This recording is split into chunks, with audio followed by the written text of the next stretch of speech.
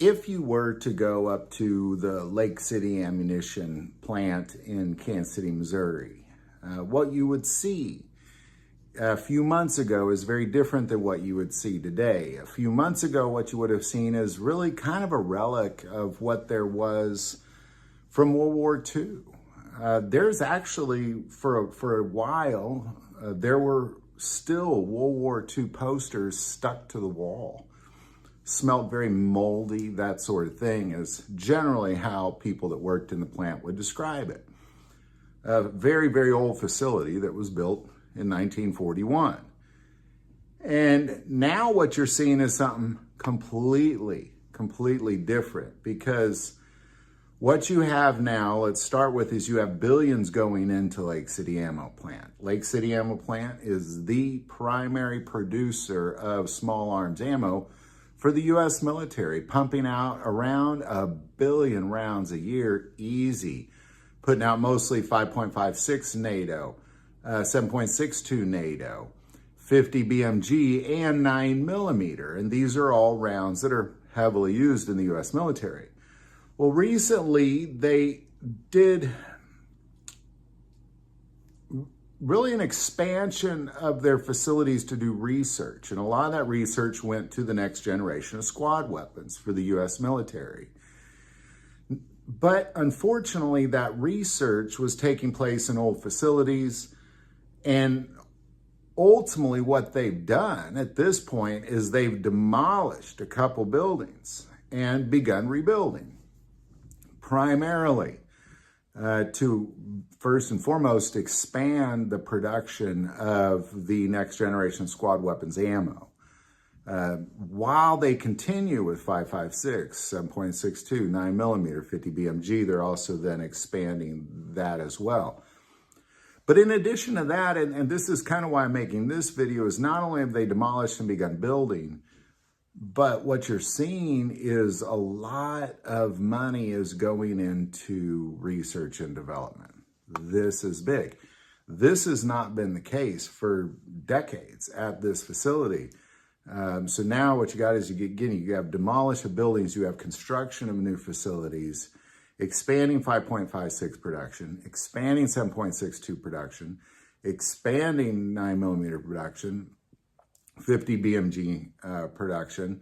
And all of this is really in an effort to go beyond what they've done in the past and put a lot of energy into the future. Now, what does this really look like? You know, because it's all a great picture when you kind of look at that image.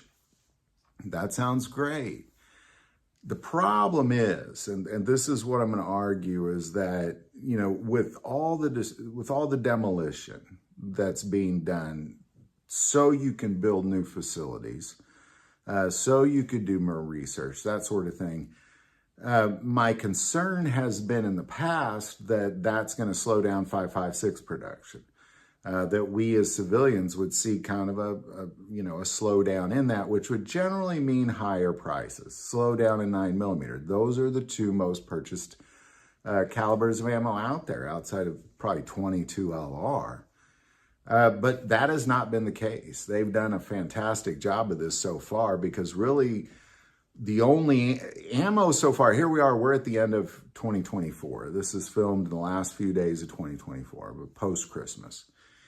And in 2025, Winchester, who happens to run the Lake City Ammo Plant, has said that ammo prices are going to be going up 5 to 10% on January 1st of 2025. However, what we've seen in specifically the ammo coming out of Lake City Ammo Plant is those prices are going down significantly. We've seen a huge drop in prices of 5.56 and 9mm since all this demolition and construction has begun. I thought the opposite was going to happen, but what we're seeing is, again, a big price in NATO rounds. You know, anything that NATO uses, you've seen that go down, and you're going to continue to see it go down. Whereas in, I believe what Winchester's getting at is really probably more like their specialty ammo, non-NATO related things. Self-defense rounds, hunting rounds, everything other than 9mm 5.56, 7.62 NATO, and 50 BMG. Now, I'm going to guess that 50 BMG is going to continue to go up because, every time you pull that trigger, it's like $2 to $5 a bang. But I think the industry looks at 50 BMG like it's kind of a specialty round, even though it's produced by the U.S. military. It's the 9mm and the 5.56 that are really going down. So what can you expect? Well, what you're going to see, I believe Lake City, a lot of this research and development is going really into producing better ammo, different calibers of ammo. But the big piece is there's a lot of artificial intelligence going into the quality control process as well, which is really going to enhance the quality of that ammo, according to the U.S. Army. And so we'll see. I would like to open up the dialogue right now. Are you seeing a higher quality of ammo coming out of Lake City Ammo if you're buying that, that particular ammo? Or is it worse, better, that sort of thing? But my guess also is that you're seeing the prices go down, specifically on 5.56 and 9mm. So I want to open up that dialogue because around here it's going way down, and has for about a month or two so far since all this demolition and construction began. Are you seeing that in your neck of the woods as well?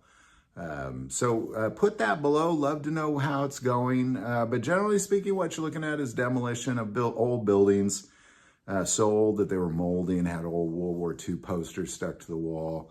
Old. With the new construction going into the next generation of squad weapons, while they're still pumping out the NATO rounds, while they're expanding research and development as well. So this is all, I believe, good news, and it's playing out better than I had thought. Originally, I thought, well, why would you demolition buildings before you built the new ones? But it's working out pretty well. So like to just open up that dialogue, put it below. How do you think it's going so far with the U.S. military? Demolition of ammo plants while they continue to build. How's it going? Put that below. Do want to take a moment, so most people watch the channel. Hey, they're not subscribers. Click that subscribe button. Greatly increases the algorithm and our ability to get these messages out. That link is below. But most important part of this channel, we take prayer requests. So please don't ever, ever hesitate to send that in. Thank you for watching this episode of God, Family, and Guns. And as always, love God, love your family, love guns.